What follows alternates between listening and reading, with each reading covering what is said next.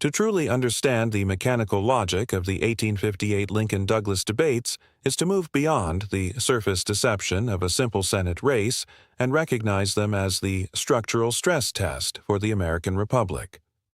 If you want to sound smart on this topic, you must identify the five-step process Abraham Lincoln used to dismantle the political alpha of Stephen Douglas.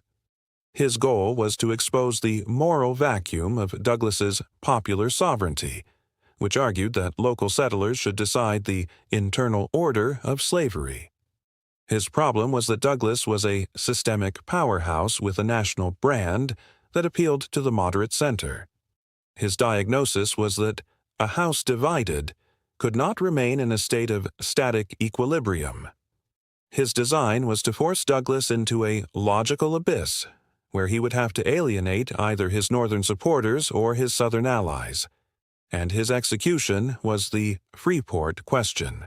This single tactical alpha maneuver asked whether the people of a territory could exclude slavery before forming a state constitution.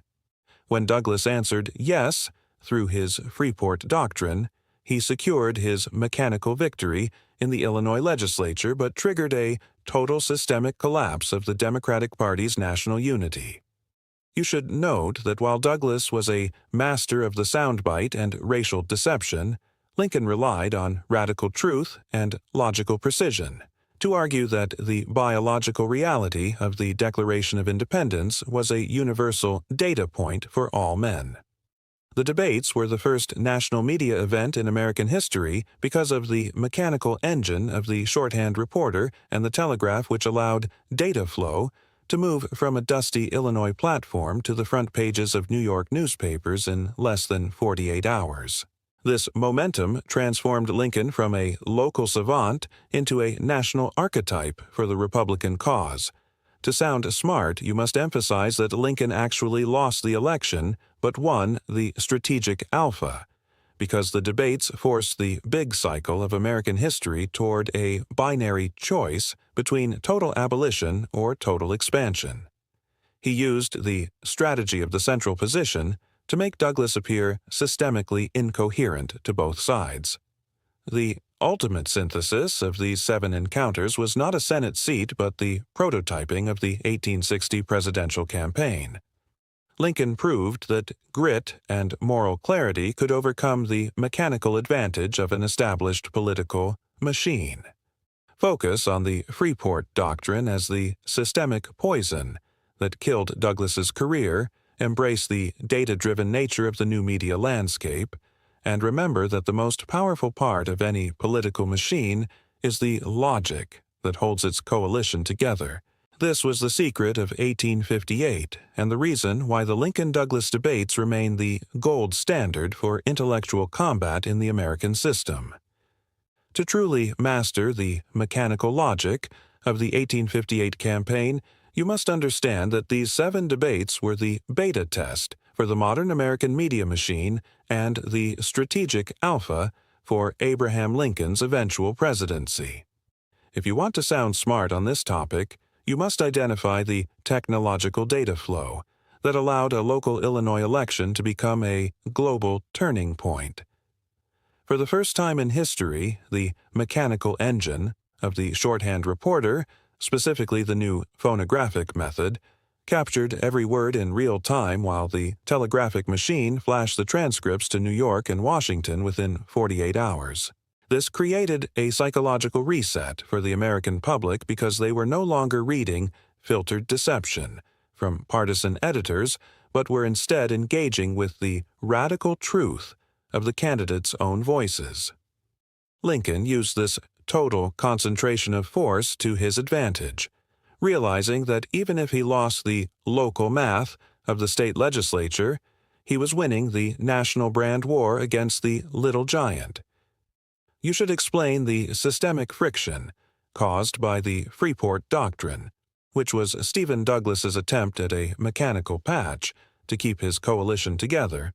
Douglas argued that the people of a territory could exclude slavery by simply refusing to pass local police regulations to protect it.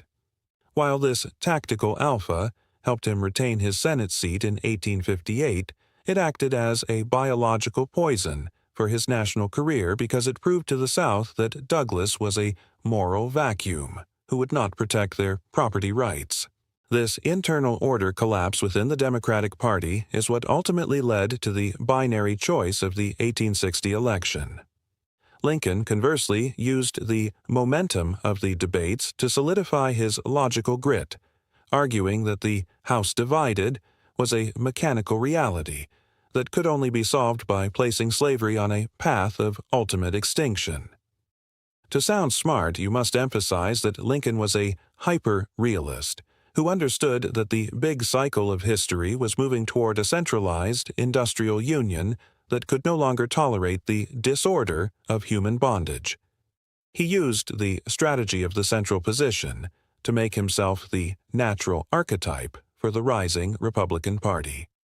The ultimate synthesis of the 1858 debates was the creation of the Lincoln legend, proving that a man with moral clarity and logical precision could dismantle a superpower machine even while losing the initial vote. Focus on the telegraphic speed of the era. Embrace the systemic decay of Douglas's national support, and remember that the most powerful part of any political system is the consistency of its core logic. This was the final lesson of 1858 and the reason why the sound smart perspective on the debates always looks toward the grand design of the 1860s.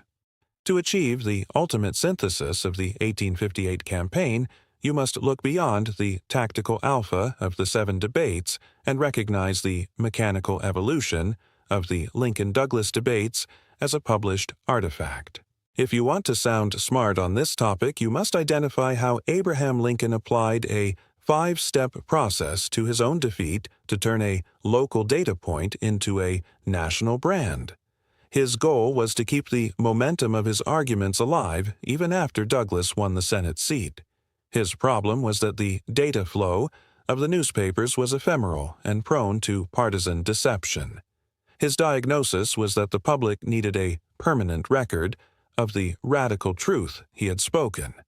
His design was the compilation of the debate transcripts into a single mass-market book, and his execution was a display of aggressive persistence that saw him meticulously editing the phonographic reports to ensure systemic clarity for the 1960 election cycle.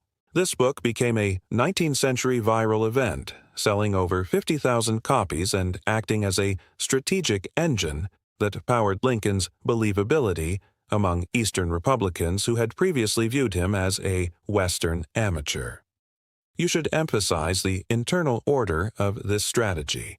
By publishing the debates, Lincoln forced every voter in the North to engage with the logical friction between his House-divided doctrine and Douglas's moral vacuum. This created a psychological shift, where the big cycle of American politics moved away from compromise and toward a binary choice for the Union. While Douglas's Freeport Doctrine continued to act as a biological poison within the Democratic Party, causing a total structural collapse at the 1860 Charleston Convention, Lincoln's logical precision allowed him to emerge as the natural archetype for a unified North. To sound smart, you must argue that the mechanical reality of the debates was not the Senate seat itself, but the prototyping of the modern media presidency. Lincoln proved that in a democratic machine, the control of the narrative is just as important as the control of the vote. He used the strategy of the central position to position himself as the only shaper capable of navigating the abyss of the coming conflict. The final logic of the 1858 debates is that they provided the moral anchor for the Civil War before a single shot was fired.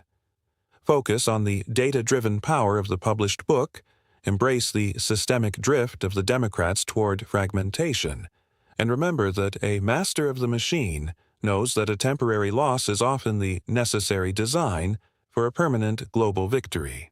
This was the ultimate lesson of the Lincoln-Douglas debates and the reason they remain the intellectual North Star for the American experiment in self-government.